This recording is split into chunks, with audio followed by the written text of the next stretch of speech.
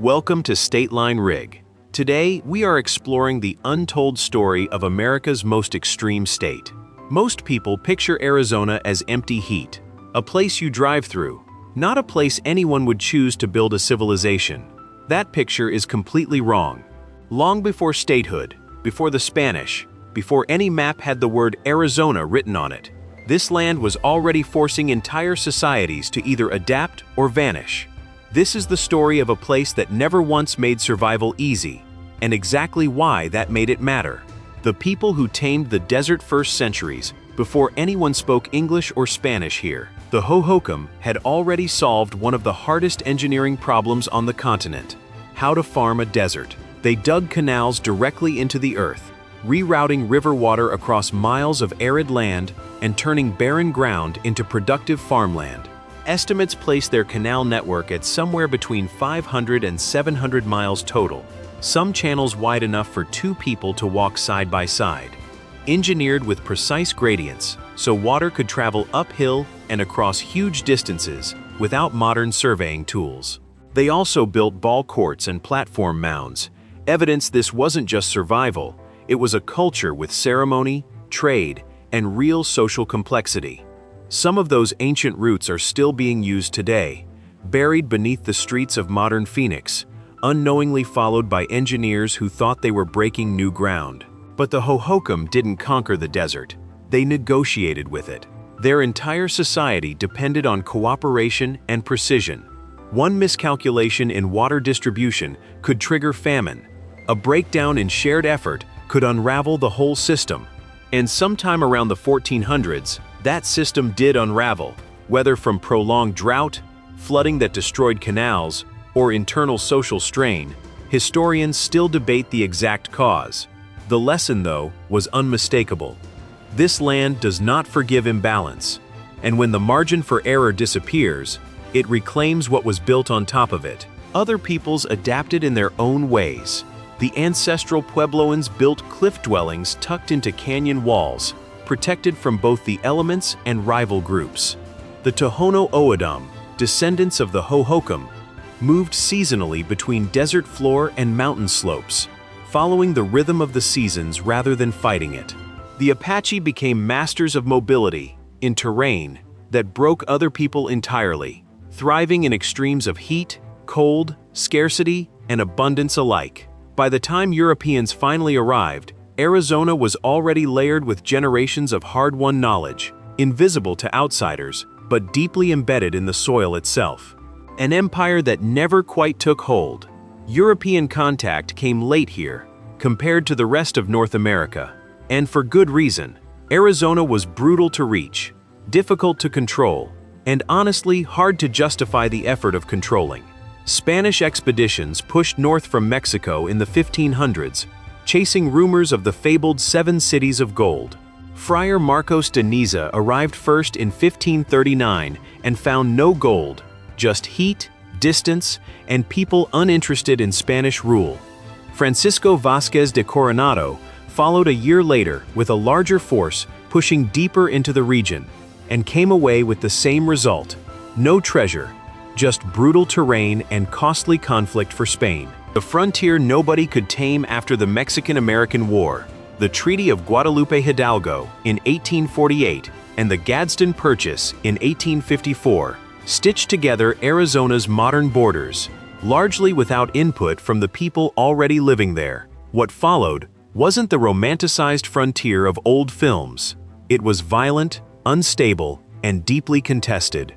Indigenous nations resisted displacement with everything they had. Settlers pushed in, claiming land and demanding protection. And the U.S. military followed, building forts across the territory like Fort Defiance and Fort Apache, while the Apache Wars dragged on for decades. A grinding conflict of guerrilla tactics, forced relocations, and brutality on all sides.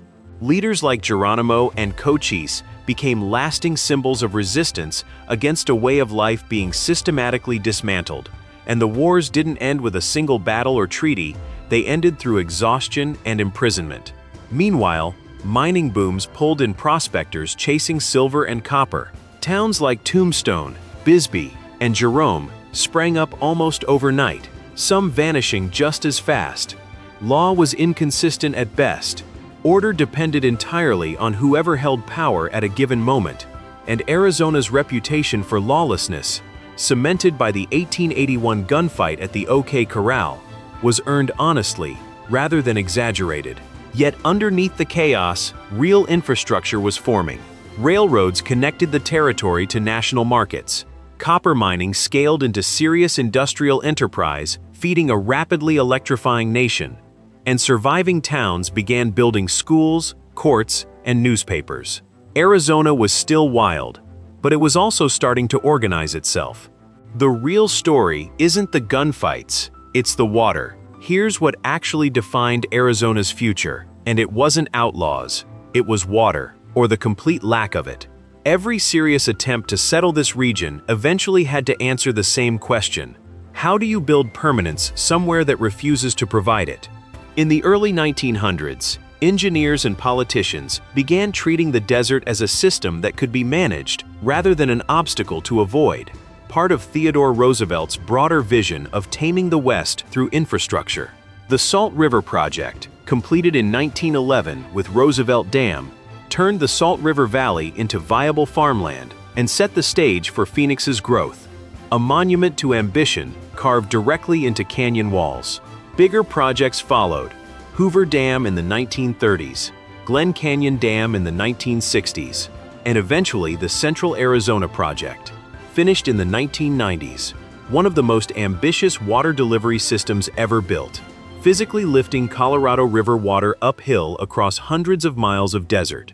That engineering made cities like Phoenix, Tucson, and Scottsdale possible, complete with swimming pools and golf courses where saguaros once stood. Millions of people living in air-conditioned comfort in one of the hottest regions on the continent. But it also created a dependency, since none of that water actually originated in Arizona. It was borrowed, allocated, fought over, and increasingly scarce. Statehood, growth, and an identity that refuses to settle down Arizona didn't become a state until 1912, the 48th in the Union, and even that arrival came with friction. Its proposed constitution included a provision allowing voters to recall judges, a measure so controversial that President Taft initially vetoed statehood over it. Arizona quietly removed the clause to get admitted, then reinstated it almost immediately afterward, a move that said everything about how this state viewed federal authority. World War II accelerated everything. Clear skies and dry air made Arizona ideal for military aviation training, and bases like Luke Air Force Base brought thousands of service members who later stayed, bringing defense contractors and aerospace companies with them. Phoenix exploded from around 100,000 residents in 1950 to well over 4.5 million in the metro area today, a boom made entirely possible by one invention: air conditioning. It's always been a negotiation. If Arizona's landscape and history have you thinking about seeing it for yourself, check the description below. We've linked our recommended travel gear and booking deals to help you plan the trip. If this deep dive into Arizona's hidden history changed how you see the state, hit subscribe so you don't miss the next one. Tell me in the comments which part of this story surprised you the most. I read every single one. Thanks for watching, and I'll see you in the next video.